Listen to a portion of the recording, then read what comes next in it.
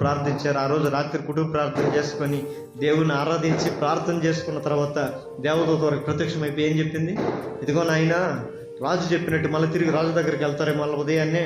దయచేసి వాడు కుట్రతో చెప్పాడు ఆ మాట, వాడు కుయుక్తితో చెప్పాడు ఆ చిన్నవానికి హాని చేయాలని. కాబట్టి మీరు వచ్చిన మార్గం వెళ్ళకుండా వేరొక మార్గంగా మీ దేశం వెళ్ళిపోండి. అదే ప్రార్థన చేయకపోతే ఏంటి పరిస్థితి? యోనా కూడా సముద్రంలోకి వెళ్ళిపోయి అగాధంలోకి వెళ్ళిపోయాడు. ఇంక చచ్చినాలే, నేను శాపం మింగేసింది, ఇంక నేను ప్రార్థన చేయడం అనవసరం అనుకుని ఉంటే.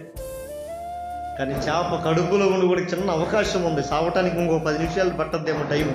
ఆ 10 నిమిషాల్లో 2 నిమిషాలన్నా ప్రార్థన చేద్దాం అనుకున్నాడు. ఆ 2 నిమిషాల ప్రార్థనే సముద్రం అగాధంలోంచి తీసుకొని వచ్చి ధరిని చేర్చింది. దేవునికి మహిమ కలుగును గాక.